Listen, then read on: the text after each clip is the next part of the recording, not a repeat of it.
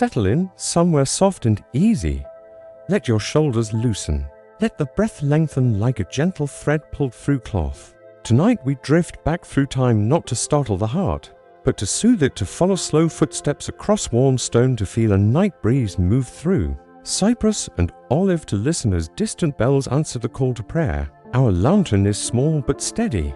It's enough. It will guide us through a tender telling of a great turning, Saladin, and the fall of Jerusalem. Not in clamor, not in iron and thunder, but in the hush of twilight, in the rhythm of their days, in the slow turning of the seasons. Perhaps you can picture the land in a long exhale of evening. To the west, the sea quiets to a mirror. To the east, hills loosen into shadow. In the cities of the Levant and along the Nile, lamps wink to life one by one, like close stars fallen to earth. A baker draws a last tray of flatbread from his clay oven and leans against a warm wall.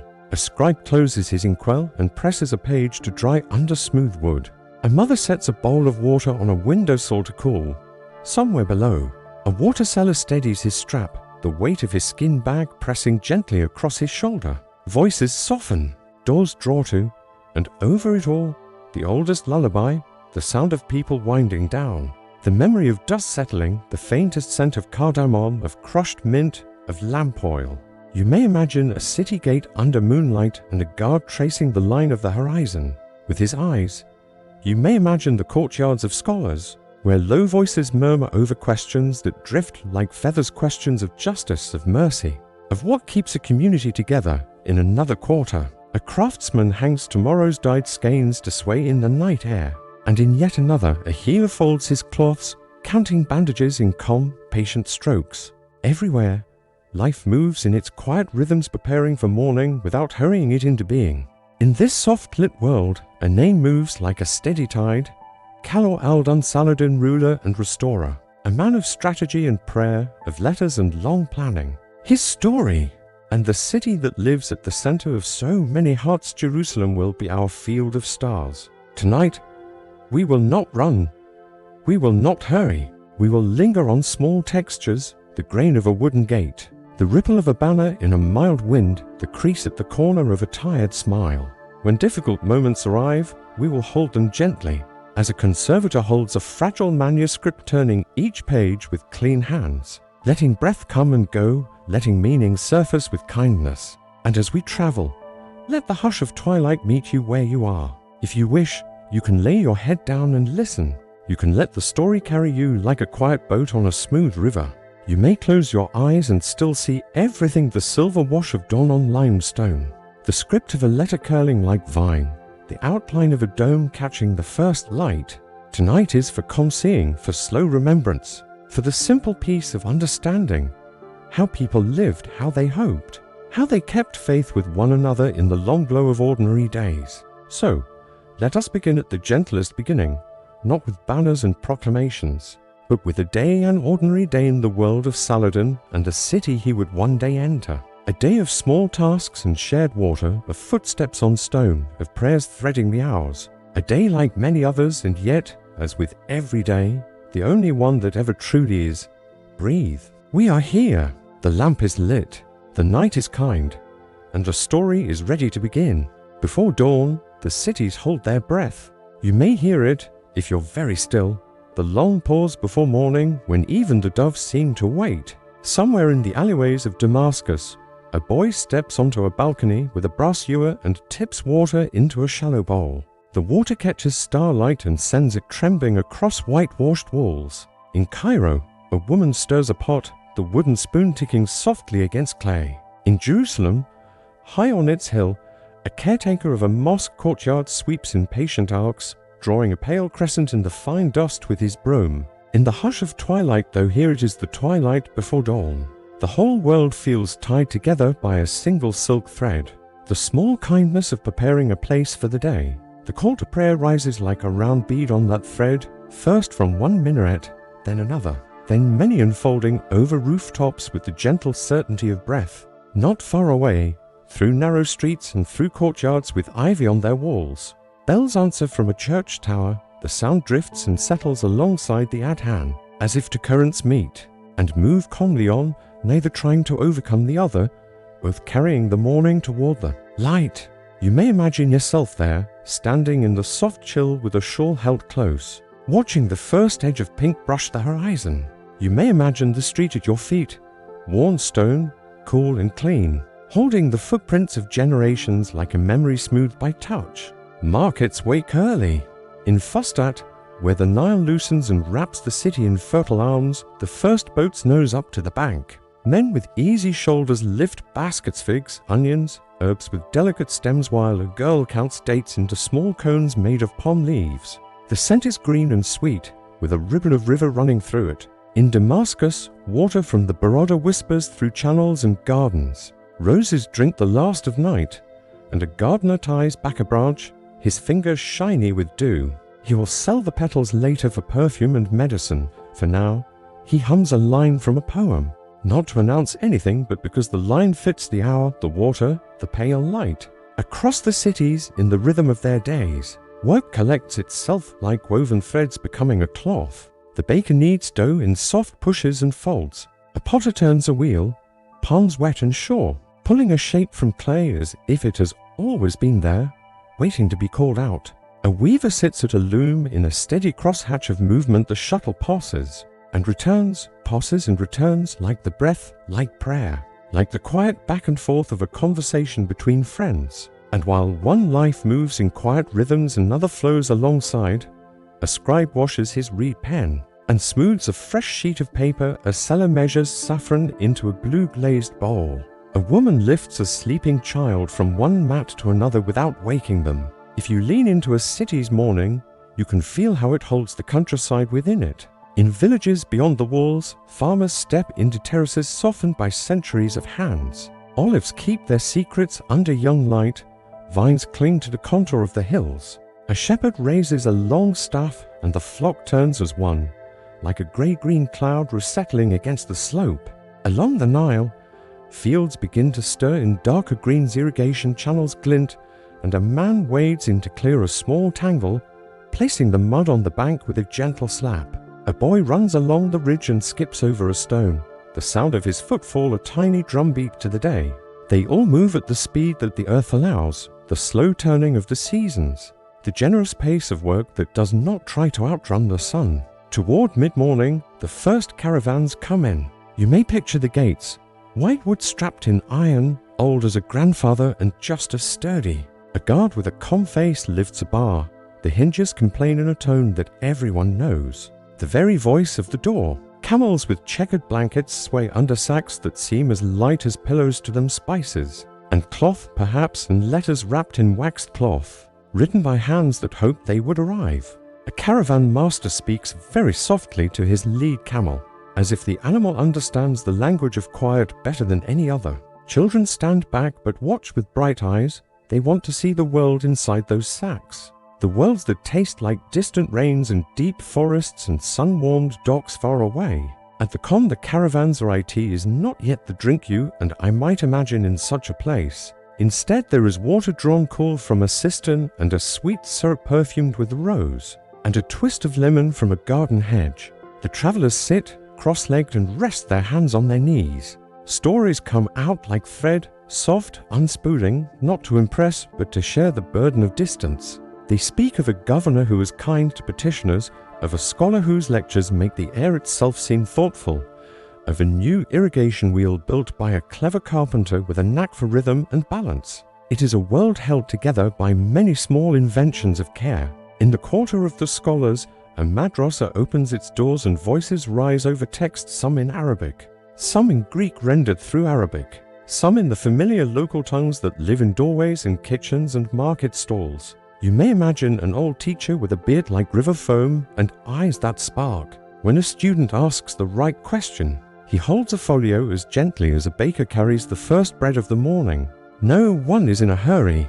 In another room, a Sufi circle begins, not loudly, not to stun the senses, but with steady remembrance. They breathe in goddess name the way a musician draws a bow across a string long and smooth, until the room has the feeling of a hand laid lightly on a racing heart, slowing it, soothing it, returning it to itself. And while those rooms fill with thought, in other corners of the city letters are being copied and contracts drawn. The Diwan, the administrative offices, keeps its ledgers clean. A young clerk sits straight and tall, and each numeral he writes carries a little dignity, as if to say, we will be fair, we will be clear, we will be faithful to the record. Behind him, a small garden leans into the window, a bee blunders through, bumps the frame, and finds its way back to the jasmine without troubling anyone. Throughout the day, faith rises and falls like a tide marking the hours. The noon prayer is a pause with coolness in it. Even in heat, people wash hands and faces,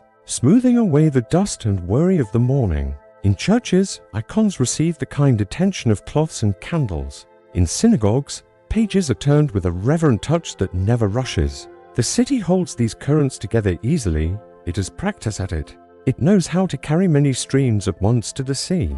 You may wonder, in a world that will soon know sieges and banners, where the soldiers are in this day.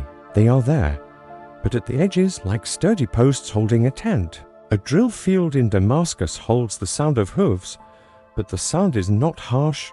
It is like rain on packed earth, steady and familiar. Men draw bows and loosed around targets and cheer for one another as good shots in restrained, companionable voices. Saddles are oiled, bridles are checked for wear. There is discipline, but it moves like a well-tuned instrument, not like a whip. The care is for readiness, for protecting roads and harvests, and the slow, beautiful normalcy of markets and lessons and meals. Food punctuates everything. Perhaps, if you like, you can sit beside a family on their rooftop at midday. The mat is striped. The shade cloth breathes in and out with the breeze. They eat lentils cooked soft and seasoned with herbs, cucumber sliced thin, olives that give under the teeth and release the taste of hills and sun. A small dish holds pickled carrots bright as midday.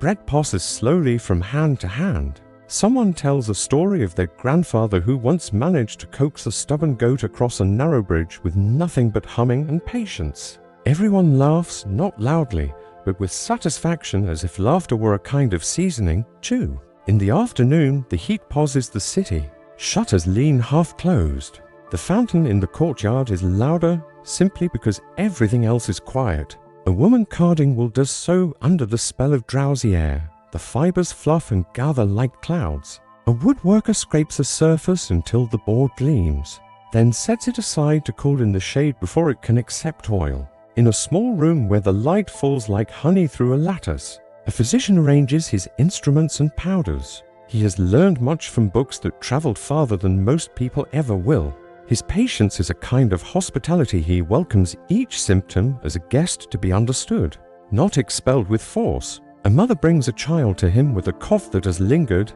He listens, nods, prepares a syrup infused with herbs and a drop of hope. When the sun leans toward the west, the markets stir again. A glassblower in a coastal town warms his furnace and turns a bubble of molten glass into a vessel that seems to hold a captured piece of the sea.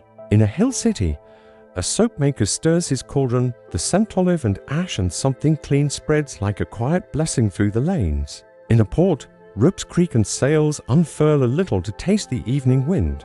A fisherman mends a net with a needle as long as his palm. Everything is in conversation with what came before and what will come next, unhurried, trustworthy, familiar. There is music in these hours. An oud's low strings turn the square into a gentle pool of sound. A reciter unfolds a few lines of verse, not to dazzle, but to let the day hear its own heart. Two children practice steps to a dance that their aunt says is older than the city, their feet whispering on worn stone. In the doorway of a bathhouse, men come out rinsed and buoyant, the steam still clinging to their hair.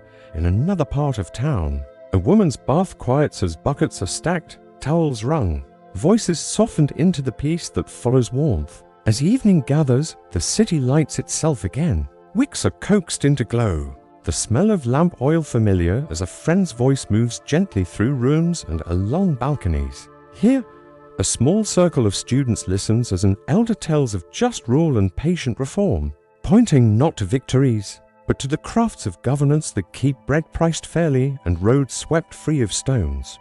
There, a grandmother draws a thread of story through a child's mind how kindness is a door anyone can open, how neighbors are a courage you can hold in your hand. Jerusalem at twilight is a poem of stone and sky. You may walk its lanes now, if you wish, in your imagination. The walls keep their quiet watch, the gates have the serenity of old trees. Pilgrims move like slow water. Some kiss the stones of places they have longed to see. Others simply sit and let their breathing become level with the cities. In the noble sanctuary, the courtyards go soft with the day's last light. In the rotunda of a great church, candles send their small flames upward, mirrors of hope. On a hill not far away, a shepherd counts his sheep as they pass into a fold, each one the measure of a day that was not wasted. Night comes with a sense of completion, never of abrupt ending. The guard walks the wall, his sandals make a reassuring rhythm. A cat crosses a lane, tail up, as if to sign the night into being.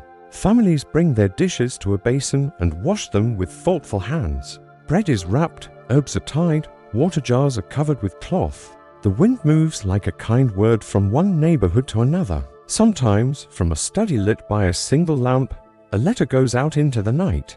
Tonight, perhaps, a letter from a vizier, carrying counsel to a ruler about careful alliances, about fairness in taxation, about the need to keep scholars and artisans encouraged. For a city's beauty is not just its walls and markets, but its ideas, its songs, its everyday decencies. The messenger takes the letter and goes, his footsteps quiet, his face composed. Part of the world's patient machinery of trust. Above the streets, beyond the roofs, the stars present themselves no more and no less than they always do, and people lift their eyes. Each has a private prayer, a small hope, a promise made to oneself and to one's neighbors to keep the peace and carry it forward.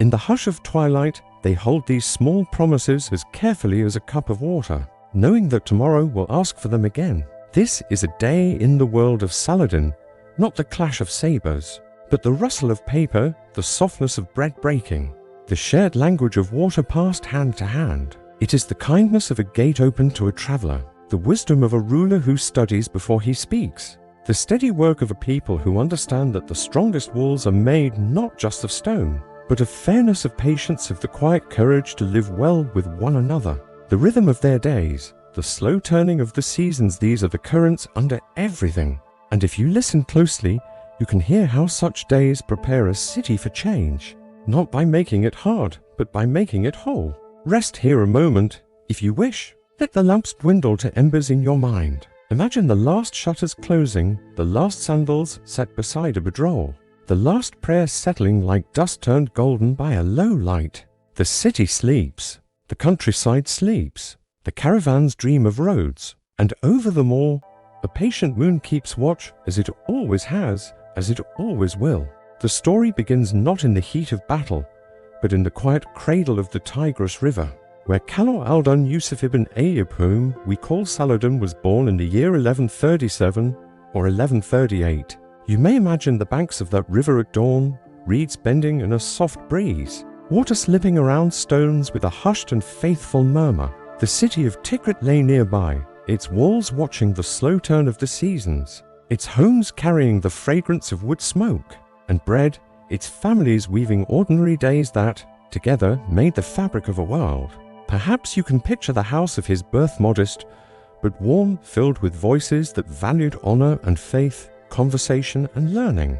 His father, Naj Maldan Ayyub, was a man of service, connected to courts and leaders, but also a man of gentle temperament, known more for loyalty than for ambition. Into this atmosphere, the child Saladin grew like a branch guided by steady hands, taught not only in the arts of the sword and the horse, but in the subtler arts of thought, restraint and faith. The boy who would one day shape kingdoms first learned to shape his own hours, to rise with prayer, to bow in humility, to carry himself with dignity even when no one watched. His tutors guided him through Quranic verses, through poetry, through histories of earlier rulers whose choices whispered lessons into attentive ears. You may imagine the young Saladin in a small courtyard, seated cross-legged on a woven mat, listening as words were recited, words that spoke of justice, of mercy, of rulers who remembered that their power was only borrowed, that their duty was a trust. From these beginnings, a life of quiet preparation unfolded. His family soon moved into greater prominence, serving in the armies and courts of Syria and Egypt, where the tides of Crusader kingdoms and Muslim states pushed and pulled across the land. These were unsettled times when banners of many colors flew across fortresses, when cities changed hands, when alliances shifted like sand in the wind. Yet Saladin carried with him not a hunger for conquest, but a vision shaped by patience, a vision of unity, of faith drawn together like threads into a single cloth. When he first entered service, it was not as a grand commander, but as a young man under the watchful eye of his uncle, Shirkuh, a seasoned general. You may imagine him then, quiet, observant, watching the movements of armies, the turns of negotiations, the character of leaders both friend and rival. He did not rush forward with boast or noise. He absorbed, as one absorbs the patterns of the stars, silently, steadily, until he knew how they might guide him when the time came. It was in Egypt that his path shifted toward destiny. The land of the Nile, with its endless gift of water and green, was also a place of political strain. The Fatimid Caliphate still held its throne in Cairo, though its strength was fading. It caught a tangle of rivalries and intrigues. Saladin entered this world cautiously, not seeking power but finding it placed in his hands. When Shirkuh passed away, Saladin, young and unassuming, was appointed vizier, a role of great weight. Some doubted him, many underestimated him. Yet slowly, through calm decisions and unwavering honesty, he steadied the city, calmed factions and built trust. He was a ruler who walked softly through the rooms of authority, leaving behind not fear, but respect. In time, the Fatimid dynasty gave way, and Egypt turned toward the Abbasid Caliph in Baghdad. Saladin stood at the heart of this transition, guiding it with a patience that spoke not of ambition, but of duty. He reformed the institutions, ensured fairer taxation, strengthened the defenses, and supported scholars, judges, and builders. Cairo, under his hand, breathed easier. The mosques were full, the markets steady. The gardens tended once more. You may imagine the streets in those years alive with color and voices, yet underlain by a sense of calm that spread like water through channels, the calm of a city that knows its leader holds it gently as one holds a precious vessel. Yet Saladin's vision extended beyond Egypt. To the north in Syria and beyond lay a fractured world of Muslim rulers, some bound by faith but divided by rivalry. While to the west, the Crusader states held cities along the coast and inland, their castles casting long shadows. Jerusalem itself, seized in 1099, was in their hands a city whose stones meant everything to Jew, Christian and Muslim alike. For nearly a century, its churches and mosques had stood under foreign banners while pilgrims came and went, their prayers weaving around one another like threads of a shared cloth. Saladin, with his patient nature, did not rush to war. He first sought unity among his own negotiating alliances, reconciling rivals, drawing together Egypt, Syria, and beyond under his leadership. His letters, his diplomacy, his generosity, these were his first weapons, and they served him well, step by step. He wove together a fabric of unity strong enough to bear the weight of what was to come. When the time came for conflict, it rose not as a sudden storm, but as the slow gathering of clouds. In 1187, near the horns of Hattin, his forces met those of the Crusader kingdom. You may imagine the field at dawn, dew on dry grass, the distant shimmer of Lake Tiberias, the quiet before voices stirred the air. The Crusader army, parched and weary, faced a foe that was patient and prepared. Saladin's forces encircled, pressed and waited. The sun grew hot, the thirst grew unbearable. By day's end, the Crusader host was undone not by noise or fury, but by the steady hand of time, by the patience of a leader who knew that battles can be won by silence as much as by clamor. From Hattin, the road to Jerusalem opened. Cities yielded, castles bent their banners. Yet when Saladin reached Jerusalem itself, it was not destruction he sought. You may picture the city then, enclosed by walls that had seen centuries of prayer. Within, the people braced themselves for a repeat of the horrors of 1099, when conquest had brought massacre. Instead, Saladin promised safety. His terms were strict but merciful: ransom for those who could pay, freedom for many who could not, and respect for the holy places of all faiths. The gates opened. Saladin entered not as a thunderclap, but as a slow tide.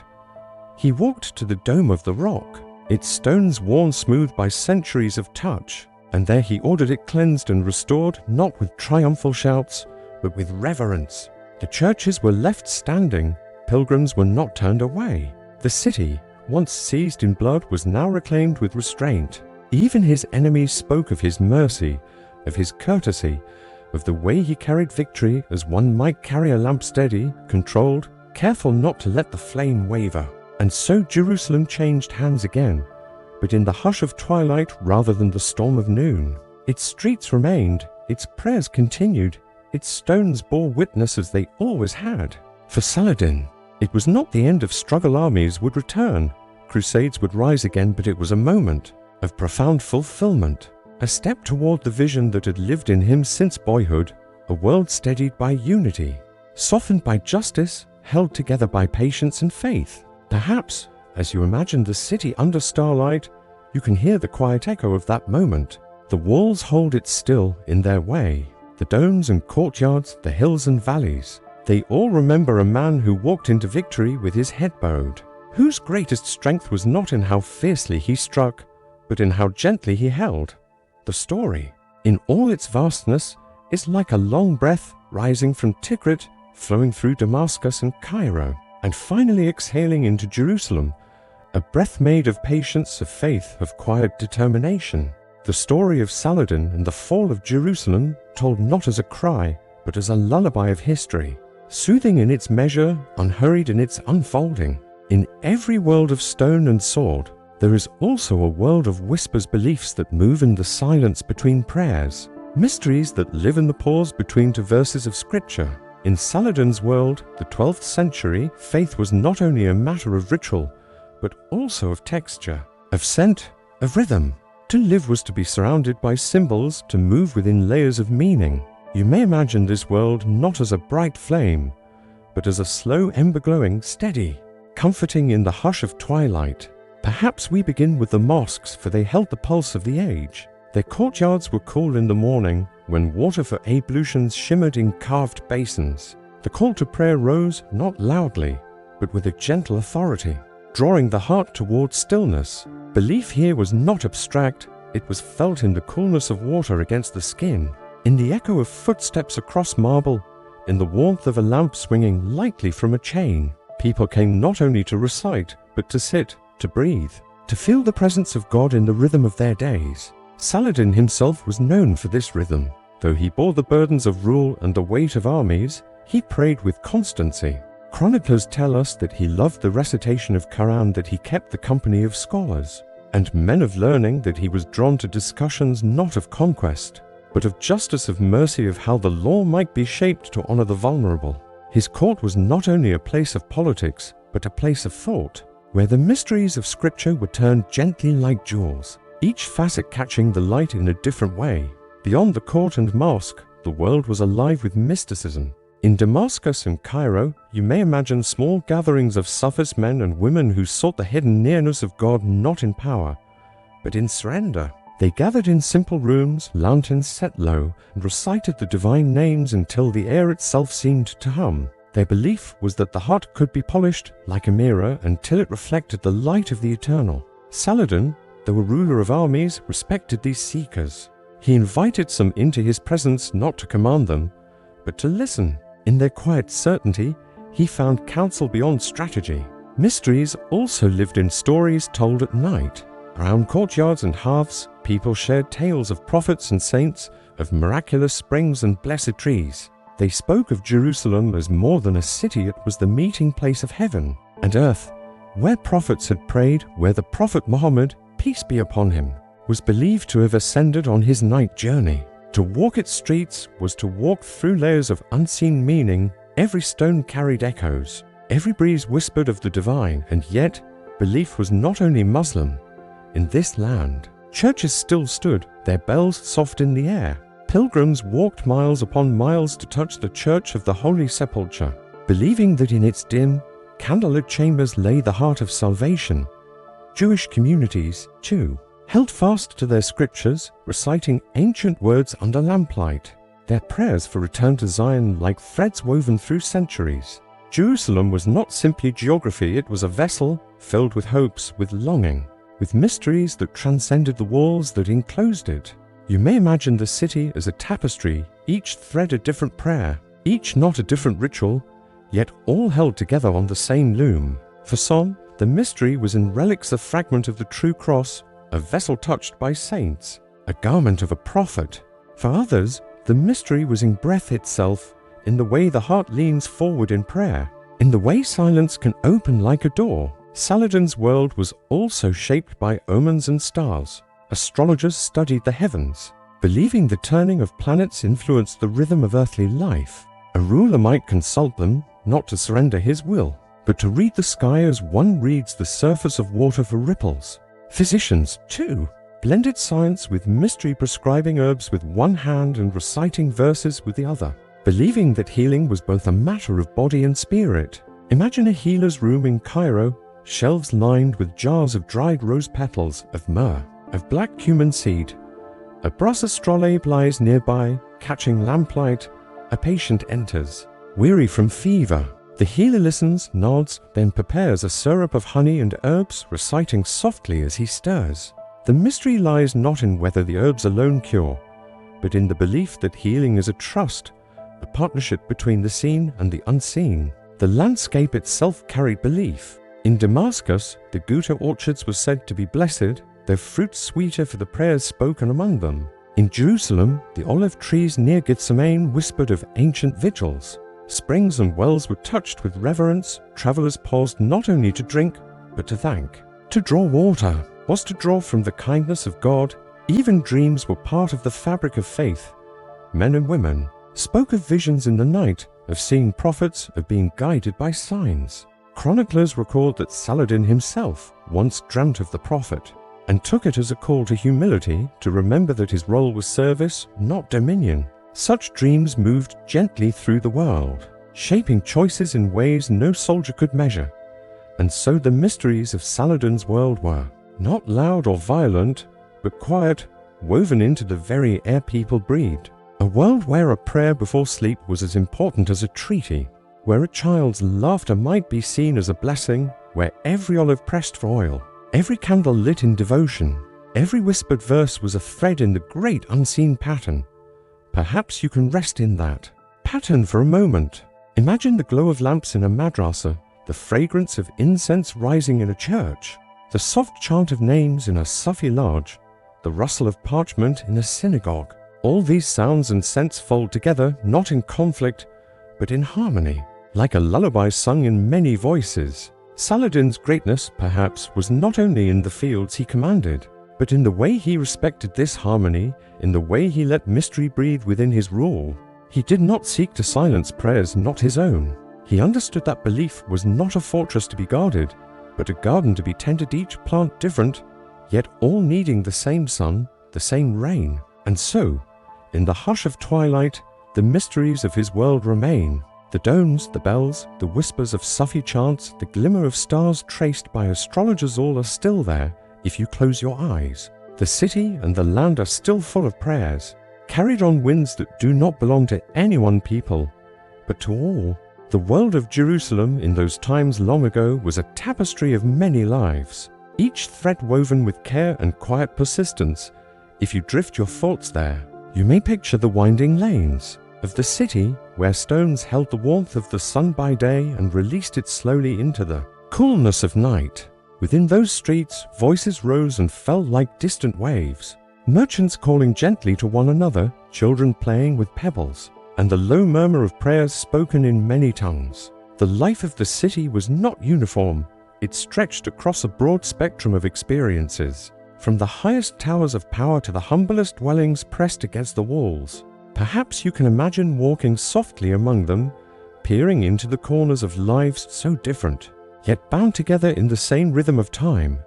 In one place, a noble family might sit beneath an arch of carved stone, their whole lined with woven tapestries from distant lands. You may picture a soft glow of oil lamps flickering across polished wood, while the quiet sound of servants moved about, carrying trays of figs, dates, and warm bread. Their lives were filled with decisions of land and power, yet even they would pause to listen to the evening breeze whispering through latticed windows, reminding them of something greater than themselves. And not far away, life unfolded with different textures. A craftsman bent patiently over his workbench, the grain of wood beneath his fingers, the scent of sawdust rising in the air. His tools, simple and worn, carried the history of years of careful shaping, smoothing, and mending. Around him, apprentices watched in silence, their eyes following the slow, deliberate gestures. This was a rhythm passed down through generations. Work, rest, prayer, and work again. Beyond the markets and workshops, the quiet strength of women held the heart of daily life. You may picture them at dawn, carrying clay jars to the wells, their voices mingling in soft conversation like the flutter of wings. In shaded courtyards, the sound of spinning wheels hummed steadily, while herbs dried on woven mats released their fragrance into the air. These were not moments of glory, yet they were the quiet foundation upon which the city rested. Children, too, had their part in the spectrum of life. They played among the stones, weaving games from scraps of cloth, pebbles, or carved bits of wood. Their laughter rose like little bells over the rooftops, reminding all who heard that even in a world marked by power and devotion, there was always space for lightness and joy. And as evening came, those same children would fall asleep to the steady songs of their parents, soft melodies that lingered in the air long after their eyes had closed. The religious scholars walked with their own rhythm, their steps measured, their robes flowing softly around them. You may picture them leaning over parchment, tracing words with careful pens, their voices murmuring in quiet discussion. In their minds, the city was not only stone and dust, but also scripture and memory, a place where the divine touched earth. They lived in the realm of thought, but even they paused to lift their eyes to the evening stars, knowing that no scroll could hold the vastness of the heavens. And then there were those who had little but carried themselves with quiet dignity. The poor who worked in the fields outside the walls, their hands roughened by soil, their bodies swayed with the steady rhythm of planting and harvesting. Their days were marked not by luxury, but by the deep satisfaction of survival. Bread warm from the oven, water cool from the well, and the comfort of sleeping side by side with family after a long day's work. They knew the weight of hardship, but also the simple richness of the earth beneath their feet and the sky above their heads. Between these many lives moved pilgrims, travelers, and wanderers. Some came with heavy hearts, carrying burdens of hope and sorrow. Others brought tales from distant lands, their words filling taverns and markets with images of deserts, seas, and mountains far away. To those who lived in Jerusalem, such stories were both familiar and wondrous, for they reminded them that their city was not an island but a meeting point of countless journeys. And across all of this stretched the unseen thread of time, binding each person, rich or poor, scholar or laborer, into the same unfolding day. The same sun rose over all, spilling its warmth upon rooftops and fields alike. The same breeze moved through the streets, carrying scents of bread, spice, and incense. The same moon hung in the sky, gazing down with equal stillness on palaces and humble dwellings. If you rest your thoughts here, you may sense how each life, no matter how different, shared in the gentle pulse of the city. Some sought glory, some sought wisdom, some sought only to endure. Yet when the night deepened and the city grew quiet, all alike listened to the hush of silence, the faint call of distant watchmen, and the steady breath of life continuing into another dawn. It is comforting to think of this great spectrum, each person a small yet essential part of a larger whole. Just as stars, scattered across the dark sky, form a single constellation when seen together, so did these lives, varied and fragile, create the living soul of Jerusalem. And in that vast constellation of human experience, there was room for sorrow, for joy, for devotion, and for dreams, each one shining softly like a candle in the night. And so, in this gentle wandering through time, you may imagine yourself setting out along a road that once wound through the hills of the Holy Land, a road touched by countless footsteps, both weary and hopeful. The air is mild, the kind that carries the faintest fragrance of earth. After a soft rain, mingling with the distant sweetness of olive groves, perhaps you can picture yourself pausing to let your eyes wander across the land, where low stone walls divide the fields, and the rhythm of farming life continues as it has for centuries. The sun is not harsh here, instead, it lies low, spilling its light like a golden veil over the landscape. Shadows stretch gently, elongating across the path. The soft crunch of gravel underfoot keeps you company as you walk, while birds, in small bursts of song, mark the passing of the hours. This is no hurried journey, but one that invites each moment to linger, to draw out time in a quiet unfolding. As you wander, perhaps your mind drifts to those who once traveled this same way. Merchants with their slow-moving caravans, their camels swaying rhythmically, burdened with spices, silks and treasures, pilgrims moving humbly, whispering prayers as they advanced towards sacred places, soldiers too in earlier times. Though here in our gentle imagining, their armor is softened, and their stories blur into the sound of distant wind, no longer sharp with the clang of war, but remembered only as faded echoes. You may picture a small village along the way, simple homes of mud, brick and stone, clustered together like a family.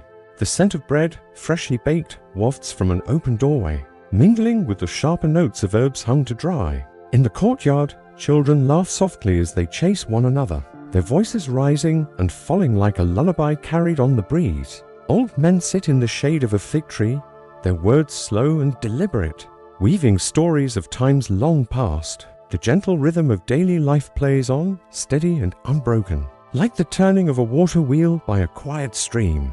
Further on, the road rises slightly, and from its crest the view opens wide. The city of Jerusalem appears in the distance, its walls pale in the sunlight, its domes glimmering softly as if brushed with light. There is a hush to this vision, a sense of reverence that quiets the heart. Perhaps you pause here, imagining the hush of pilgrims as they too once caught sight of the holy city, their voices faltering, their steps slowing as all took hold. But rather than pressing into history's noise, let us linger in stillness, observing the land as it breathes. Fields ripple like a sea of gold where wheat grows tall, bending and swaying with the gentlest motion. Shepherds guide their flocks across open pastures, their figures small against the wide expanse. The bleating of sheep is soft, rhythmic, almost blending into the murmuring air. Time feels suspended here, as though each hour were stretched thin, allowing space to notice every detail. The glimmer of sunlight on a stream, the pattern of dust as it swirls and settles, the quiet patience of those who live by the cycle of seasons. As you continue your gentle journey, you may imagine resting beneath the shade of an olive tree, its branches twisted with age, its leaves shimmering silver and green as the breeze stirs them. The bark is rough, yet comforting beneath your touch, grounding you in the present moment.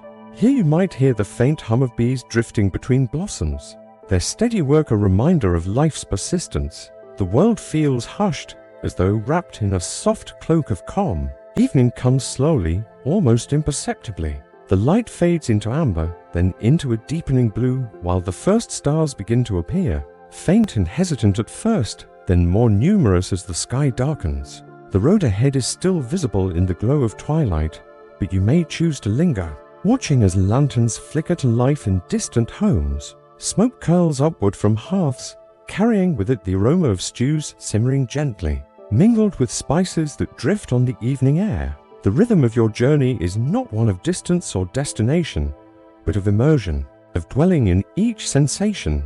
Each sound, each scent, each sight becomes part of the tapestry. The hush of night settling, the low voices of families gathered, the gentle tread of animals returning to their shelters. It is all part of a great harmony, a chorus that soothes rather than stirs. And as you finally step within the city, you may imagine the cool stone of its streets beneath your feet, smoothed by centuries of passage. The walls rise high, yet within them life flows in quiet rhythms. The call to prayer drifts like a song through the night air, echoing softly against the stones, while lantern light spills in warm circles onto narrow alleys. Vendors close their stalls, sweeping slowly with no haste, their motions as much ritual as labor. Everywhere there is a sense of stillness, as though the city itself is breathing slowly. Exhaling the heat of the day, inhaling the coolness of night, you find yourself moving gently, absorbed by the play of light and shadow, the mingled scents of spice and wood smoke, the faint laughter that drifts from hidden courtyards. And as the night deepens, you may rest once more, this time upon the steps of a quiet fountain, its water trickling with a rhythm like a lullaby. The stars above seem endless, each one a soft point of silver light, and the hum of the city settles into silence. The journey, though it has carried you far, has been less about where you have gone, and more about how you have felt a slow, steady unfolding of time, a weaving together of place and memory, presence and dream. The hush of twilight surrounds you now, and the rhythm of the night carries you into calm. And in this stillness, perhaps you sense that the story is less about battles or kings, and more about the quiet endurance of people and land, forever turning beneath the stars, forever wrapped in the gentle embrace of time. And so, as we drift toward the later echoes of the tale, the story becomes softer, more like a lingering fragrance after incense has burned low, more like the last notes of a song that hum quietly in memory even when the instrument has fallen silent. The world that once trembled beneath the footsteps of knights and the banners of kings begins to slow, the rhythm of its movements less like the clash of steel, more like the hush of tides ebbing from a quiet shore. When Jerusalem, that luminous city of stone and spirit, passed into Saladin's keeping, the world did not vanish into silence. Instead, it rippled outward, carrying its echoes across Europe, across Arabia, across the seas where merchants sailed and the mountains where monks prayed. One can imagine how the tale of its fall was told again and again, sometimes whispered in chapels, sometimes shouted in courts, always colored by fear, or reverence, or wonder. And yet, in the telling, it softened with time, becoming not just an account of battle, but a meditation on fate, on faith, on the strange balance of human striving and divine will. If you pause for a moment, you may picture how the years following the fall were marked not only by strategy and politics, but also by quiet, ordinary lives. A pilgrim still came to kneel at sacred shrines, though more carefully now. A craftsman still carved patterns into wooden doors, though his ears often caught the distant murmur of rumors. A mother still sang lullabies to her child, her voice threading through the stillness of a summer night, as if history itself would wait patiently until the child grew to learn its story. Saladin, whose name once rang like a call across battlefields, grew older too, as all men must. His victories did not shield him from the gentle weariness of years, and so one may imagine him in his later days no longer astride a charger, but seated beneath a shaded canopy, a book resting in his hands, or perhaps gazing toward the horizon, as the sun dipped low, painting the deserting colors of amber and gold. Those who came to him still found in his presence the warmth of a leader, yet they may also have noticed the quiet weight of contemplation, as though he knew that all empires, no matter how mighty, dissolve like sand through open fingers. And in Jerusalem itself, the stones endured, walls that had seen the banners of Romans, Byzantines, Crusaders, and Muslims still stood, still caught the warmth of morning sun, still cooled beneath the blue shadows of twilight. Each ruler had believed themselves eternal, but the stones taught a different lesson. That time flows onward, steady and unhurried, like the Jordan's waters slipping quietly toward the sea. You may imagine running your fingers across those stones, feeling both their solidity and the gentle truth that they belonged to no one ruler, but to the centuries themselves. As years turned to decades, memories softened.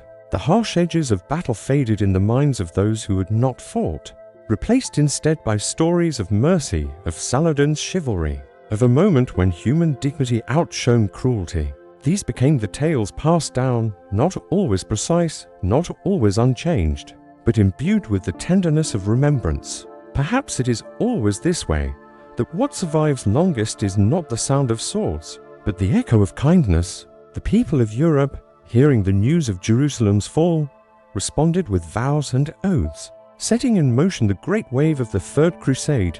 Yet, in the slow turning of the seasons, even those grand campaigns would ebb, leaving behind neither final victory nor absolute defeat, only a tapestry of shifting borders and weary kings. And still, ordinary lives carried on. Children learned their letters, bakers kneaded bread, monks lit candles at dusk, shepherds guided their flocks home beneath the stars, while the chronicles spoke of emperors and sultans. The true rhythm of history moved with these quieter steps, with lives that rarely made their way into parchment, yet gave continuity to the world. Perhaps, as you listen, you can picture an old man in a small village, telling younger ears about the fall of Jerusalem. His voice may waver, his details may blur, yet his story carries something greater than accuracy. It carries the sense of living through a world that was always changing, always testing the faith of those within it. The listeners may not fully understand, yet they hear in his tone a reminder that time is a vast river, and each generation only waits for a short while before drifting onward. As centuries rolled onward, the memory of Saladin himself became wrapped in gentleness. Poets spoke of him as noble, historians wrote of his fairness, even those who had once called him an enemy found in him something admirable. And so, across cultures, he came to stand as a figure not only of conquest, but of humanity. Perhaps you may find some comfort in that even in a world shaped by conflict, a man could be remembered for mercy, for honor, for qualities that softened the harshness of his age. And when at last his life ended, it was said that little of his great wealth remained. The man who had held cities and armies, who had been master of Jerusalem itself, departed the world with less than might fill a single burial shroud. It is a quiet image, one that lingers like twilight, the reminder that no matter how high one rises, the end is always simple, always human, always gentle in its final embrace. From there, time carried the memory of Jerusalem and its shifting rulers into many hands. Many stories, empires would rise and fall again, yet the essence of the place, its holy air, its stones warmed by sun and cooled by night, endured, and those who walked its narrow streets centuries later might still sense, in some soft and hidden way, the echoes of that autumn when the banners of Saladin were raised. So it is that the fall of Jerusalem and the life of the man who claimed it remained not as sharp cries in the dark, but as fading echoes softened by centuries, folded gently into the fabric of human memory. It is a story that, like a lantern set upon a quiet table, casts not only light but also calm shadow, reminding us that history, even in its struggles, can soothe when told in the hush of night. And now, as you let this story rest in your thoughts, perhaps you may allow your own breathing to slow, your mind to drift, much as the centuries themselves drift over ruins, over memories, over names carved into stone. The tale does not end abruptly, for history is never truly finished. It only quiets, softens, folds itself into silence, and so too, as this voice grows gentler, you may allow yourself to sink into stillness, carried on the hush of time's long river, until the story dissolves into sleep. And so the story drifts onward, like the quiet current of a river that refuses to be hurried.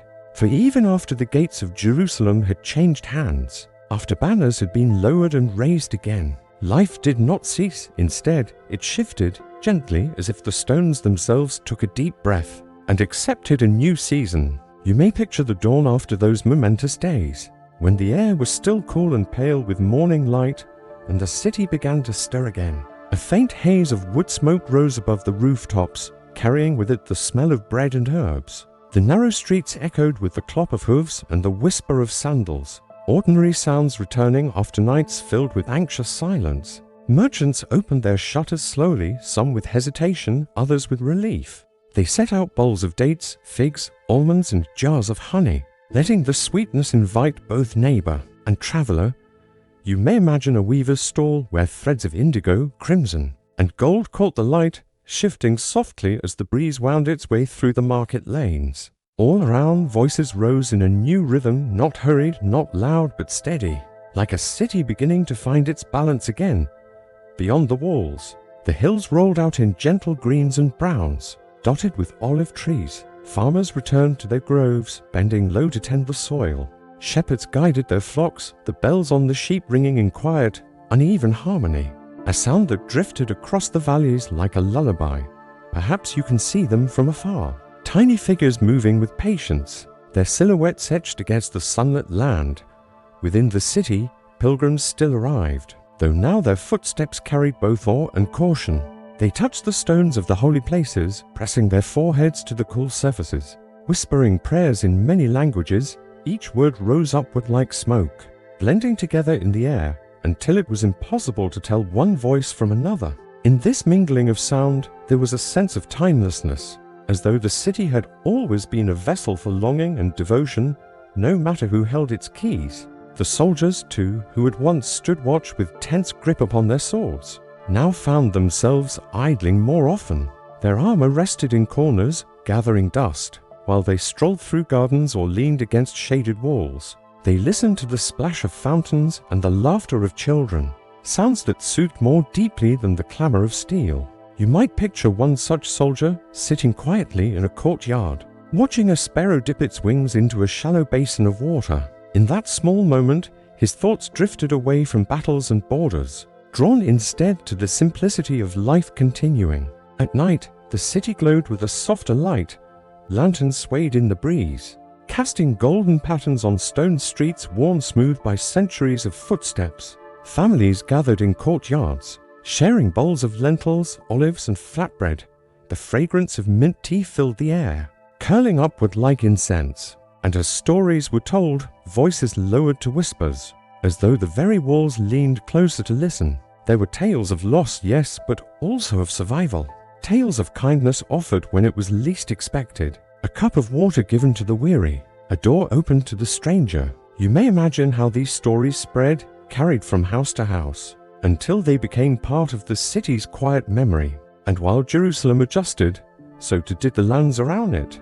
Villages returned to planting and harvest.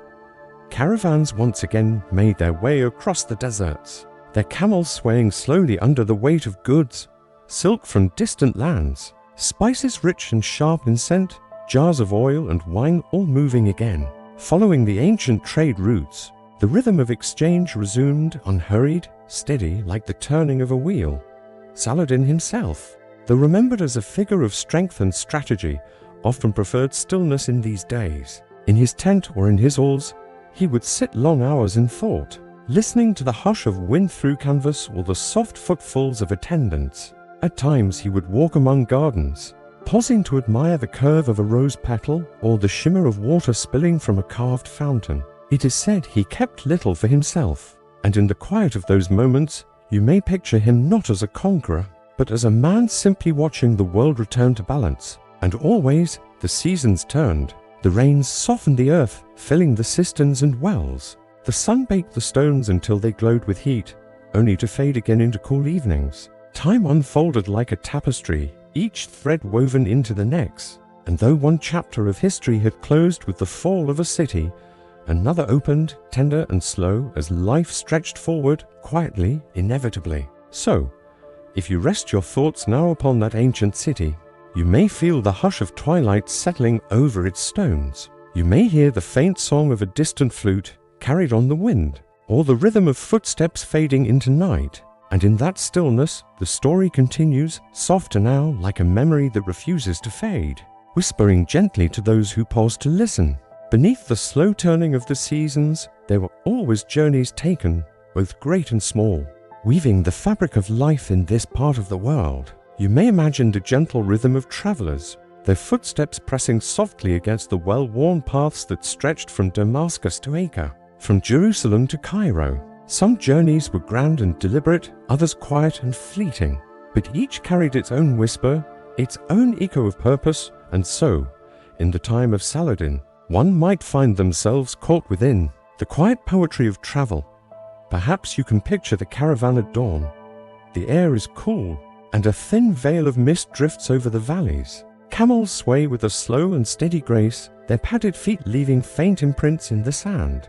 The bells that hang around their necks chime gently, like tiny notes carried into the distance. Merchants murmur to one another, their voices softened by the hush of morning, while the smell of baked bread and roasted chickpeas lingers faintly, prepared before the sun's rise. There is no rush, no urgency, only the endless patience of the road.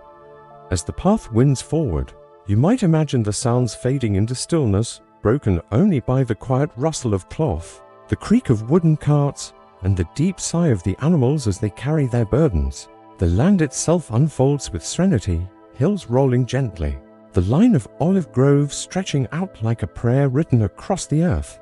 A traveler, perhaps weary, perhaps filled with wonder, might lift their eyes toward the distant horizon, where sunlight spills in a slow, golden tide.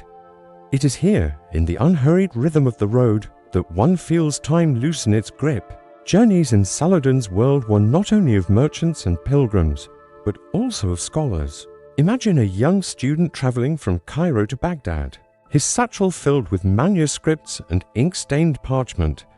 He pauses at a roadside inn, where lanterns flicker softly, casting a glow upon carved wooden beams. The inn is filled with travelers who share tales of distant cities, tales of gardens in Damascus, libraries in Aleppo, markets in Jerusalem. Perhaps you can hear their voices rising and falling like waves, blending languages, accents, and memories. In such moments, one feels the gentle joining of worlds, a reminder that the road is not merely a path, but a meeting place of hearts and minds. And then there were the pilgrimages.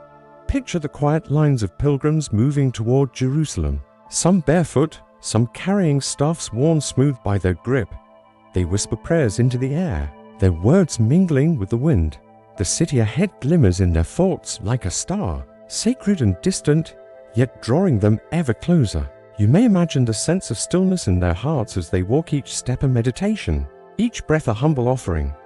When they reach the gates, worn by centuries of hands and feet, the walls rise around them with a gravity that feels timeless, yet also welcoming, as if the stones themselves remember every soul that has entered before. The rhythm of journeys also carried within it the quiet presence of seasons. In spring, the paths were softened with green, wildflowers blossoming in unexpected corners, their fragrance filling the air with sweetness. In summer, the heat pressed gently against the skin, and the roads shimmered with mirage-like light, the world appearing to ripple and sway. Autumn brought cooler winds, the smell of figs and pomegranates carried in woven baskets, their colors bright against the muted earth. And in winter, one might hear the muffled crunch of frost. Beneath boots, the roads quieter, yet filled with the warmth of shared fires in wayside shelters. Through these journeys, life itself was experienced as a tapestry. Each traveler, each caravan, each pilgrim left behind something invisible, a trace of their passing that lingered in the air. Perhaps you can picture the faint marks in the sand, already softening as the wind brushed them away, or the lingering note of a song sung by weary merchants, still echoing faintly after the voices have gone silent. It was in these small remnants that the land seemed to hold memory, whispering softly of those who had come before. And yet, not every journey was a pilgrimage or a trade. Some were simple, ordinary movements of daily life. A shepherd leading his flock from one pasture to another, a mother carrying jars of water from the village well, her child skipping alongside her, a boy running down a dusty lane, chasing after a hoop or a kite. These two were journeys, smaller in distance, but just as vast in meaning. The gentle rhythm of steps, the soft repetition of days, gave life a cadence that was both steady and eternal. At times, the roads became places of reflection. Picture a lone rider resting beneath a palm tree at midday, the reins slack, the horse breathing slow and deep. The rider gazes outward, not searching for a destination, but simply watching the dance of shadow and light. In such moments, the journey becomes less about arrival and more about being present with the quiet unfolding of the day. And while one traveler may have walked the roads with determination, another may have moved with wandering spirit, drawn not by necessity but by curiosity. The land invited both the seeker of purpose and the dreamer of horizons. Each found their own stillness within the rhythm of travel. As the sun sets, casting long golden shadows across the road, perhaps you can imagine the end of the day's journey. A fire is lit, small but steady, and the smell of spiced lentils drifts into the cooling air. The sky deepens into indigo, the first stars appearing like tiny lamps hung in the heavens. Around the fire, travelers share bread, laughter, and silence alike. Some lean back, their eyes fixed on constellations, tracing the familiar shapes above. Others close their eyes, lulled by the quiet crackle of flame, the soft hum of night insects, and the deep comfort of rest. In these gentle moments, the world of Saladin and the fall of Jerusalem feels less like a battlefield of kings and more like a journey of countless lives, each moving with grace and stillness through the quiet corridors of time. Beneath the hush of evening skies, the city of Jerusalem seemed to breathe in slow and steady rhythms, its walls holding centuries of memory like an old vessel that had seen too much and yet endured. After Saladin's triumph, life did not cease, but rather rearranged itself, like a tapestry being gently rewoven with threads both old and new. You may imagine how the quiet streets would carry the sound of sandals brushing against stone, of muted conversations drifting like whispers, of market stalls opening not with great fanfare but with a kind of steady resilience. The people who remained in the city learned to live under new guardianship, and though the flags above the towers had changed, the sun still poured its golden light upon roofs, domes, and courtyards alike. The rhythms of faith continued, though in new ways. For Muslims, there was a return of sacred spaces to their hands, a sense of reverence restored to holy places that had been altered during Crusader rule. You may picture pilgrims arriving with quiet or their footsteps slow and deliberate as they entered the great sanctuary of Al-Aqsa or walked toward the Dome of the Rock, the air heavy with the scent of incense and the dust of long journeys. For Christians who remained, their prayers too were not silenced, but softened, offered in corners, in chapels, in the gentle folds of the city where daily life carried on. Jews, too, found small spaces to gather, sometimes near walls, sometimes in houses, their voices weaving ancient words into the fabric of the city once more. The streets themselves were like veins of memory, carrying people from all walks of life through the days. Merchants returned, bringing textiles from Damascus, spices from Cairo, oils, and pottery shaped with careful hands.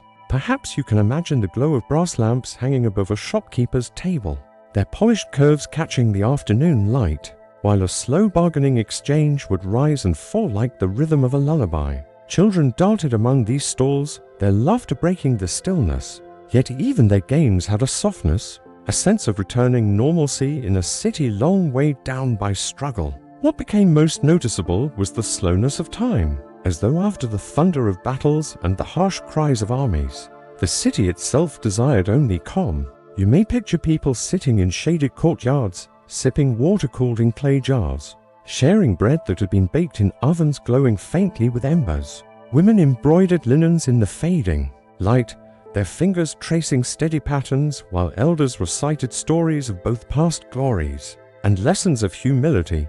The stories of Saladin were already being told, not with shouts of conquest, but with measured respect, as though the city itself recognized the need for gentleness after so much upheaval. Yet even in this quiet, there remained the memory of what had been lost. Some homes stood empty, their doors unlatched, their stones weathered but silent. In the evenings, when lamps were lit, shadows would pool in these abandoned places, and the city seemed to remember. You may imagine walking past such a house, hearing only the echo of your own footsteps, and wondering who once dwelled there. What laughter, what sorrows had filled its chambers. This mixture of presence and absence gave Jerusalem a dreamlike quality, where every corner seemed layered with both the visible and the unseen. In the gardens that dotted the city, life bloomed in softer ways. Olive trees stretched their ancient branches, offering shade where children might sit to escape the midday heat. Vineyards and small orchards offered fruit to the patient, and the fragrance of herbs carried on the wind from terraces where families tended to their modest crops. The hush of twilight would settle gently upon these gardens, and as the first stars appeared, one could almost feel that the city itself was breathing in peace, if only for a little while. And beyond the walls, the countryside too was returning to life. Shepherds led their flocks once again across fields brushed with morning dew, the bells of sheep chiming faintly like distant lullabies. Farmers sowed seeds into soil that had once been trampled by armies, trusting the earth to give back what conflict had stolen. When the wind passed over these fields, it carried with it not only the scent of crops, but also the sighs of renewal, as though nature itself had joined in the city's longing for balance. The slow turning of the seasons marked this new chapter. In spring, blossoms softened the stone walls with their fleeting beauty. In summer, heat pressed down, but with it came the abundance of markets, baskets filled with dates and figs, apricots glowing like amber jewels. Autumn's cooler breezes carried the fragrance of harvest, while in winter, fires glowed within homes, their smoke curling upward into the still night air. Through all these seasons, the people of Jerusalem moved in quiet rhythm, their lives shaped not only by rulers and armies, but also by the enduring pattern of nature, which asked nothing more than patience and care. As the years passed, memories of the siege and fall of the city did not vanish, but softened like stones worn smooth by the passage of water. People told the tale of Saladin with reverence, his actions remembered less for the clash of steel and more for the mercy he granted, for the way he allowed many to leave with dignity.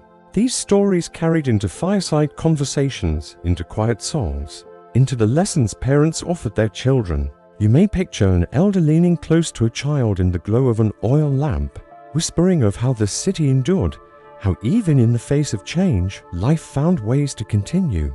In the stillness of the night, when the moon rose above domes and towers, Jerusalem seemed to glow with a kind of eternal calm. The streets that had once known the march of armies now echoed only with the soft steps of watchmen, or the occasional murmur of a pilgrim offering a prayer. The city was no longer only a place of struggle, but a place of resilience, a vessel holding within it both sorrow and hope, both endings and beginnings. Perhaps as you drift into the silence of such a night, you can imagine walking through those ancient streets, the cool stones beneath your feet, the fragrance of evening fires on the wind, the hum of distant prayers rising like mist into the stars. And in that imagining, you may sense how Jerusalem, even after so much, remained a city not only of conquest and fall, but of quiet endurance, a city whose spirit moved slowly, gently, like a lullaby whispered across centuries, beneath the fading glow of the desert sky. When the sun slipped low and the muezzins' voices drifted like soft ribbons of sound across stone courtyards, the story of Jerusalem continued to ripple outward. You may picture yourself moving slowly along narrow streets as evening shadows lengthened, the stones still warm beneath your feet. Lanterns were being lit, one by one, casting a gentle amber hue that touched the warm walls, and each flicker of flame seemed to hold a memory of what had passed. At this point in the journey, the city no longer appeared simply as stone and mortar, but as something alive, breathing, and quietly whispering its layered story. Perhaps you imagine standing upon the rooftops, where doves gathered in clusters, their wings stirring in the soft wind. The night air smelled faintly of olive oil and wood smoke, the fragrances mingling in a way that carried both the comfort of home and the timelessness of ritual. In those moments, Jerusalem felt like a vessel of silence, a place where hearts slowed to listen, and where the stillness spoke louder than the clamor of past battles. It is gentle to recall how life returned after storms, how fields outside the city walls began to green once again.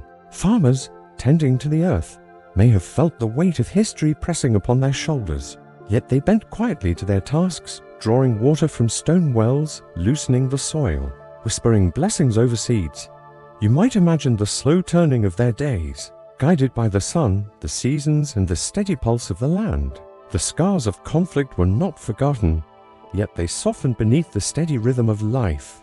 As you listen, you may picture travelers arriving with the dawn, their sandals dusty from long roads. They brought spices, fabrics, and news from distant lands. Some told of kings and courts, others of desert tribes or mountain monasteries, yet all seemed to pause within the hush of the city, as if aware that they had entered a place where every stone was touched by memory. Merchants ranged their goods with care, their voices rising gently above the hum of the marketplace, like a chorus of ordinary hope. And within sacred halls, prayers continued to rise, steady as incense. The cool interiors of mosques and churches echoed with quiet footsteps, the sound of cloth brushing stone, the murmur of voices shaped into hymns and recitations. Perhaps you can imagine standing there, the air cool against your skin, the faint smell of wax candles or burning oil surrounding you, the faint rustle of robes reminding you of countless souls who had stood in the very same place, seeking the same peace, even in moments of sorrow. The city seemed to cradle its people gently. Families gathered in courtyards, breaking bread, sipping from cups of sweetened water, their laughter soft but enduring. Elders told stories beneath starlight, their voices slow, their words unfolding like woven carpets. Children, curled against their parents, may have fallen asleep to those stories, carried into dreams by the cadence of memory. And perhaps, as you imagine this scene, you too may feel the weight of your eyes growing heavy, lulled by the rhythm of voices long past. The years would move forward as they always did, and with them came both triumphs and hardships. But through it all, the city endured, holding within itself a quiet resilience. Gardens bloomed again, their leaves shimmering in sunlight. Fountains flowed once more, their trickling waters like gentle music threading through the courtyards. In every detail, the crunch of bread, the turning of prayer beads, the clink of potter, a life's continuity echoed more deeply than any conquest or crown. And while rulers rose and fell, the ordinary lives of those who tended hearths, who built homes, who sang songs at dusk, became the truest guardians of Jerusalem. Their rhythms preserved the soul of the city more than any army or decree. You may imagine, in your own quiet way, that the city itself sighed with relief when it was left to rest in the arms of its people, rather than in the clash of steel. So the tale drifts onward, like a river moving softly beneath moonlight, its waters carrying both shadow and reflection. The city's heart beat steadily, even as centuries turned like pages of an unwritten book. And in this slow unfolding in the hush of twilight, the fall of Jerusalem became less a single moment of loss and more a passage into renewal, where silence, prayer, and the gentle turning of daily life brought forth a deeper kind of strength. And perhaps, as you linger here in thought, you may find yourself breathing more slowly, your own heart matching the still rhythm of those ancient streets. The story softens around you, and as night deepens, Jerusalem settles once again into the embrace of time, its echoes fading like distant bells, leaving behind only peace. In the years after Jerusalem had once more changed hands, the city continued to breathe quietly beneath the wide sky, its stones holding the memory of every prayer, every tear, every vow that had been whispered against them. The passage of time smoothed the sharp edges of sorrow, though the echoes of struggle could never quite be erased. Yet the city, like the people who dwelled within it, learned again the gentle rhythm of days and nights, of mornings filled with the call to prayer, and evenings softened by the glow of lamps set in narrow windows. You might imagine yourself walking slowly through one of the markets in this late age, the air filled with the familiar blend of spices, cinnamon, cardamom, and saffron, while the chatter of merchants drifts like a low hum, steady and unhurried. The stalls are bright with silks, glass vessels, and carefully woven carpets. Yet there is a sense of quiet watchfulness too, as though each thread and stone carries a story far older than any living person could tell. The city is no longer just a prize to be claimed, but a home to those who rise each day to live ordinary lives amid extraordinary history. There were pilgrims who returned to its gates, traveling from distant lands, their footsteps dusty and weary, yet lightened by the joy of reaching the holy city. They entered with bowed heads, with hearts attuned to reverence, whether they sought the Church of the Holy Sepulchre or the Al-Aqsa Mosque.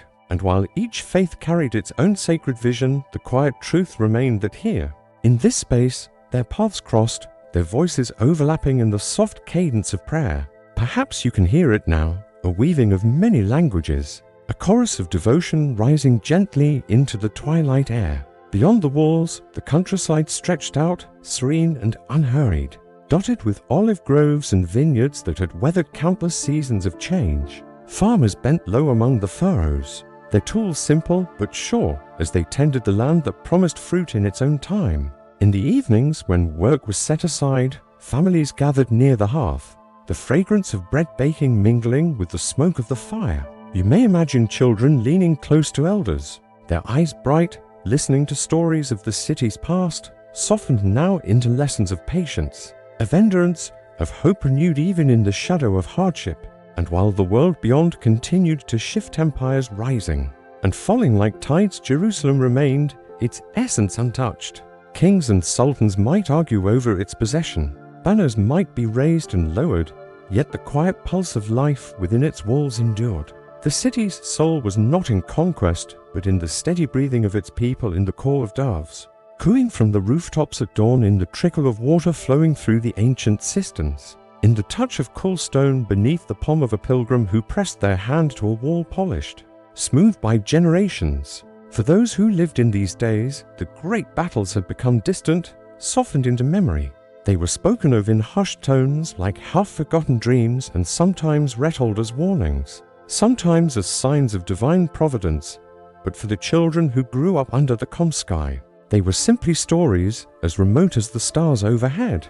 Their lives were rooted in the present, the gathering of figs in summer, the storing of grain for winter, the weaving of cloth on quiet afternoons when the sun cast golden patterns through latticed windows, Even the city's scholars, who bent over their manuscripts by the soft light of oil lamps, seemed to sense this shift. They wrote not only of war and conquest, but of law, of poetry, of philosophy, and of healing.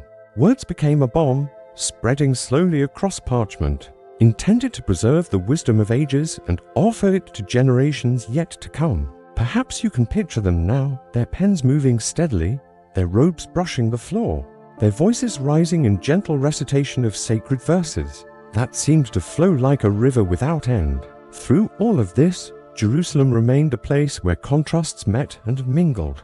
The humble and the powerful walked the same narrow lanes, drank from the same wells, and watched the same moon rise over the hills. And in that mingling, there was a strange harmony, a reminder that life itself is woven from both shadow and light, from both longing and fulfillment. The city did not erase sorrow, but it wrapped it gently in layers of continuity, like a melody played softly through the ages, carrying both lament and hope in equal measure. And so, as you drift deeper into this vision, you may allow yourself to rest in the thought that Jerusalem, with all its history, is also a city of stillness, a city where olive trees grow in patient silence, where bells and calls to prayer echo together, where footsteps fade into the hush of evening. It has been many things: fortress, sanctuary, prize, and home, but above all, it endures. Its stones rest quietly beneath the endless sky, waiting, watching, holding the stories of all who have walked its winding streets. In the quiet unfolding of time, the memory of Saladin and Jerusalem does not end with the stones of its walls, nor with the treaties signed upon parchment. It lingers in subtler places in the air that seems to hum gently around the olive groves, in the faint fragrance of wild thyme carried on the wind, and in the long shadows cast by evening light across weathered hills. History, when held softly, reveals not only the grandeur of rulers and armies, but the tender pulse of life that endured beneath their reigns. Perhaps you may imagine walking slowly through the gardens that lie outside the city gates, where lemon trees stretch their branches toward the sky, and the sound of bees hums like a soft lullaby. These gardens have been tended for centuries, watered by ancient channels, cared for by hands both humble and noble. It is within these spaces that one might sense the deep continuity of life, unchanged by shifting crowns or banners. For while kingdoms rose and fell, the rhythm of watering plants, of gathering figs, of pressing oil from olives, continued unbroken like a steady breath across the centuries. There is a certain gentleness in recalling how, after conflict and change, the city learned to breathe again. The markets once filled with tension slowly filled with music, the voices of merchants calling out their wares. The rustle of fabrics dyed in deep crimson and soft indigo, the scent of bread warming in clay ovens. Each of these small sounds and scents were upon together, the fabric of daily life, weaving peace back into a place that had known much turmoil. And if you close your eyes for a moment, you may imagine the slow rhythm of hooves against stone as a caravan passes through the narrow streets, the bells at the camels' necks jingling like distant wind chimes. In those times, faith was a thread running through every corner of the city, yet it was not always loud or solemn. Often it was quiet, woven into gestures as simple as a mother whispering a prayer while tucking her child to sleep, or an old man tracing the sky with his finger as he watched the stars emerge one by one. The heavens, vast and unchanging, held their own story, one that comforted those who lived below.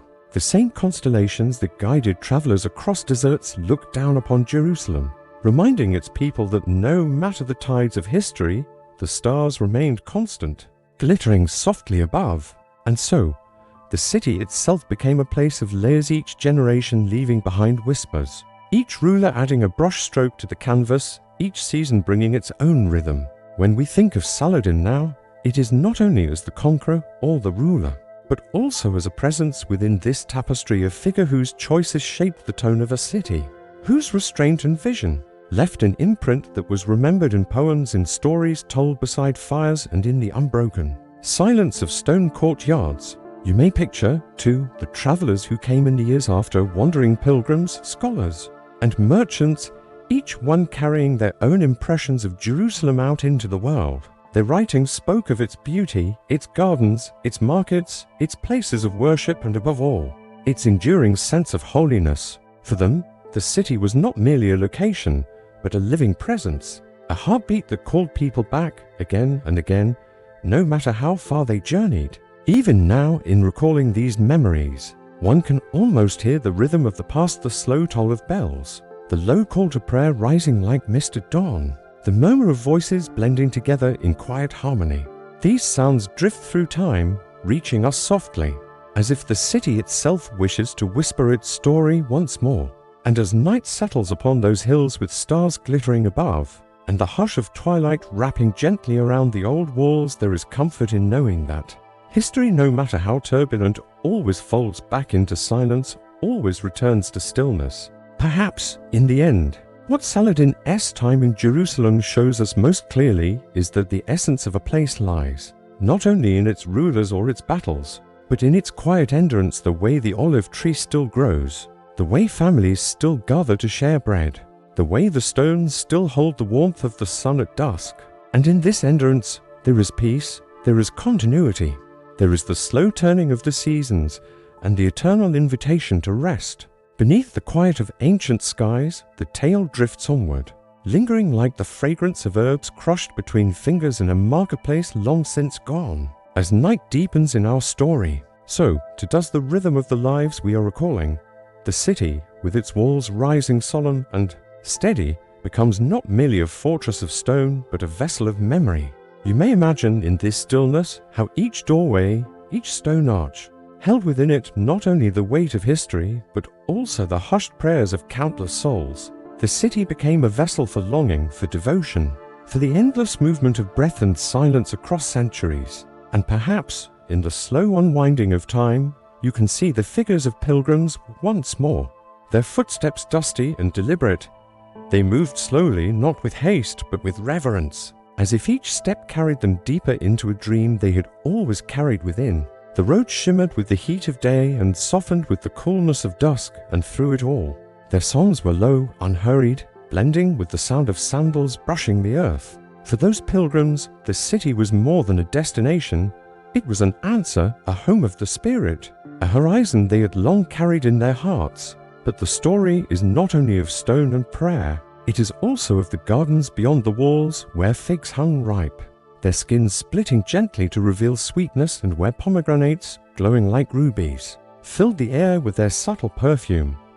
Olive groves stretched outward, their branches twisted in graceful patience, roots sunk deep into the soil that had known so many generations. The hush of leaves in the breeze told stories of waiting and endurance, of how even in times of turmoil, the earth gave quietly, without fanfare. You may picture someone pausing there, hand resting on the bark of an ancient tree, closing their eyes as if to listen to the murmur of centuries whispered through its trunk. In the gentle cadence of days, water remained the truest music of the land. Wells within the city, cisterns carved deep into rock, and fountains where children laughed softly all gave their voice to the rhythm of survival. And when rain came, rare but precious, it fell with a sound like silver beads scattering across stone rooftops.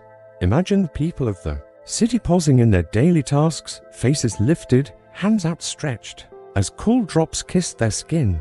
The scent of wet dust, the hush of streets, the gleam of light on water all wove together to form a moment of quiet joy, shared wordlessly by all. Even in seasons of conflict, daily life found its own slow course. The marketplace still hummed, not with loud clamor, but with the soft repetition of traders' calls, the measured weighing of grain, the folding of cloth with care. Women ground flour with the steady rhythm of stone against stone, their motions echoing the patience of the ages. Children's laughter, drifting like birdsong, softened the edges of uncertainty. And in the evening, as lamps were lit one by one, a golden glow crept gently across narrow lanes, filling the night with a sense of safety, however fragile. The story of Saladin himself intertwined with this atmosphere of stillness. Though history often remembers his battles, in these reflections he appears as a man of patience, of deep thought, of moments where silence carried as much weight as any word. You might picture him seated in a tent at twilight, the flicker of a single lamp casting soft shadows across parchment maps. His hand moved slowly, tracing rivers and roads, while beyond the canvas walls, The camp settled into its own quiet rhythms, horses shifting softly, voices fading into night. The faint perfume of distant fires. It was in these pauses that his vision took root, not only for conquest but for something larger, a weaving together of peoples, a harmony drawn out of discord. And when the city at last passed into his hands, the transition was not of thunder and ruin, but of solemn processions, measured footsteps, voices lifted in calm reverence. Mercy became the tone of those days, mercy offered like water in the desert. You may imagine how relief washed over the people like a gentle tide, carrying with it not the sting of harshness but the balm of survival. Homes reopened, markets breathed again, and prayers rose steadily into the dawn air. The rhythm of the city did not shatter but shifted, flowing into a new pattern of life, as steady as the turning of seasons. In the years that followed, echoes of those moments lingered. Travelers spoke of them in faraway lands, weaving tales not of cruelty but of honor, of a conqueror whose hand brought a quiet steadiness to the land. And though centuries have passed, the memory endures like faint music carried on the wind, reminding us that even in times marked by the clash of armies, there may also be the hush of compassion, the stillness of mercy, the soft unfolding of peace. And so, as you let these images drift within you, you might sense the gentle paradox of history, that while stones crumble and empires fade, the spirit of patience, kindness, and endurance continues unbroken like the olive groves still rooted deep in the earth. The story is less of endings than of continuities, less of loss than of resilience. And in this calm, the tale rests like a lantern set upon a windowsill, glowing softly against the night. In the soft unfolding of time, the story drifts once more, as though a gentle hand is turning the pages of a book that has no end. The quiet after the fall of Jerusalem lingered in the hearts of many, and in that stillness, people began to weave new rhythms of life. You may picture, if you like, the hush of dawn over the ancient city. The stones warmed with the memory of prayers, footsteps, and whispered stories. The city, though wounded, continued to breathe. Each street held the weight of both sorrow and resilience, like a tapestry threaded with dark and light. Imagine the lives of pilgrims who still longed to walk those sacred paths. Some came with trembling steps, uncertain of what they might find, while others arrived with hearts steady and calm, ready to see the holy places bathed in a new order. The streets carried the soft mingling of languages, for Jerusalem, even after the tumult, remained a meeting ground of worlds. Markets opened slowly with the rustle of fabrics, the scent of spices that clung to the cool morning air, and the distant calls of traders who adjusted to new rulers, yet kept their daily rituals alive. In the quiet courtyards, families sat together, telling stories of the past and whispering hopes for the days to come. Perhaps you can imagine the way the flicker of a single oil lamp might stretch across a wall, its flame bending with the faintest sigh of wind. Around that light, children leaned against their mothers, listening not only to words but also to the soothing cadence of voices that promised comfort. And beyond the walls of the city, the countryside stretched into quiet fields. Farmers tilled the soil with the same rhythm as their fathers before them. The earth asked for patience, for the seasons did not hurry even when people's lives were shaken. Olive trees stood in their steady watch, their leaves whispering with every breeze, as though reminding those who passed that endurance was woven into the natural world. Sheep grazed in soft clusters and their bells chimed faintly, blending with the low hum of bees drifting from blossom to blossom. In these fields, one might see the outlines of soldiers, now turned to simple labors, their armor put aside, their hands seeking the familiarity of tools rather than weapons. The land welcomed them back, the soil receiving their efforts without judgment, only with the promise of growth, the rhythm of planting, tending, and harvesting offered a healing the clamor of war could never provide. But while daily lives moved forward, memory lingered like a fragrance that could not be erased. The songs sung in the evenings carried threads of longing, recalling the times when Jerusalem shifted from one hand to another, yet always remained sacred to so many. Around fires, stories unfolded gently of Saladin's patience, of negotiations, of the slow turning of fortune's wheel. Some voices carried admiration, others sorrow, but all held a tone softened by distance, as though retelling itself was a way to soothe the heart. You may imagine walking slowly through a quiet alley of Jerusalem at dusk. The stones beneath your feet are cool, the air touched with the scent of jasmine, and the horizon painted in hues of fading amber. From behind carved wooden doors comes the sound of a lute, a melody that is neither sad nor joyous, but something between a sound like remembering. Each note drifts upward, blending with the twilight and echoing softly against the city's walls. And as the night deepens, silence grows fuller. Minarets and church towers stand against the starlit sky, their silhouettes reminding all who gaze upward that the city was more than conquest or loss. It was, and remained, a place where prayers rose, where souls sought the eternal. People lay down to rest, their breath slow, their dreams wandering perhaps to gardens, to rivers, to beloved voices now far away. Through all of this, Jerusalem endured, not untouched, not unscarred, but alive. The fall was not an ending, but a turning like the slow arc of the moon, or the quiet flowing of water, carving its way through stone. One life ended, another began. One story closed, another unfolded. And as you drift with this tale, you may feel how the city itself became like a soft heartbeat, steady, continuous, gentle. For even in the wake of storms, there is always calm, always renewal, always the promise that the hush of twilight will return, wrapping all things in stillness, until a new dawn breaks. As the final years of the war unfolded, the kingdoms of England and France were utterly transformed. England, drained by generations of conflict, found itself unable to sustain the vast ambitions it had once held across the Channel.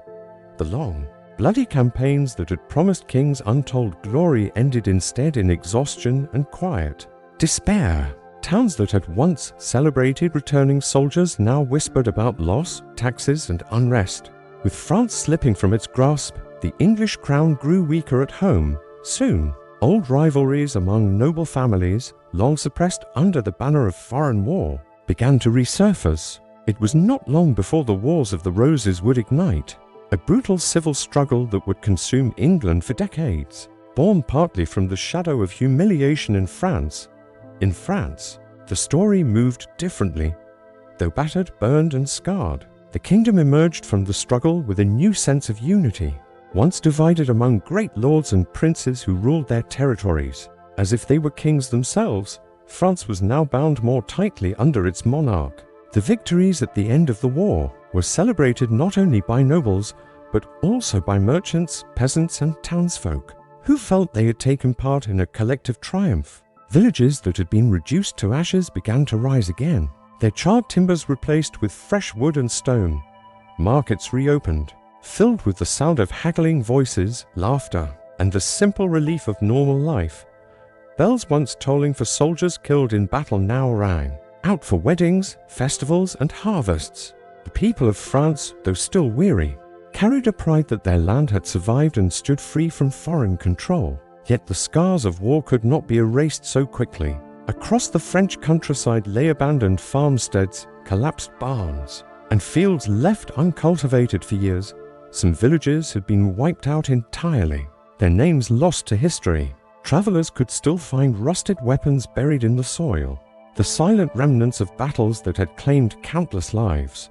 For widows and orphans, the war's shadow would linger for a lifetime. But even in grief, there was resilience. Families came together, neighbors helped neighbors, and slowly, season by season, life stitched itself back together. The memory of the great battles lived on in song and story. Elders recounted to children the thunder of cannon at Castellon, the whizzing rain of arrows at Agincourt, and the fiery courage of Joan of Arc. These tales, once terrifying in the moment, were retold as legends of endurance and unity. In time, they became part of a shared identity, binding the people of France with a common past. England, meanwhile, remembered the war with bitterness and nostalgia, recalling its once great conquests but struggling to accept their loss. For both kingdoms, the war was not merely a political struggle, but a defining chapter in their cultural memory. The 100 Years' War did not end with a single climactic moment, but rather through the grinding passage of time. The age of knights charging with lances under fluttering banners had passed. Gunpowder, cannons, and disciplined infantry had taken their place. The old order of feudal lords commanding private armies gave way to stronger, more centralized monarchies. Europe itself had changed forever. What began as a quarrel over crowns and thrones had transformed into the birth of modern nations. And so, after more than a century of bloodshed, Europe exhaled. The fields grew green again, the rivers flowed quietly, and the heavens that had so often echoed with war drums and battle cries once again held only the songs of birds and the hum of daily labor. People learned to look forward instead of back, to plant hope alongside their crops, and to believe that peace, however fragile, might endure. The 100 Years' War left scars, yes, but it also left strength. Out of devastation came resilience, out of suffering came unity, and out of centuries of loss came the slow, patient rebuilding of nations that would shape the world to come. Its story is not only of kings and armies, but of ordinary men and women who endured famine, fire, and fear, and still found the will to rise again. And though the clash of swords has long since faded, the echoes of that war remain etched into stone, recorded in chronicles, and remembered in the spirit of the people who survived it.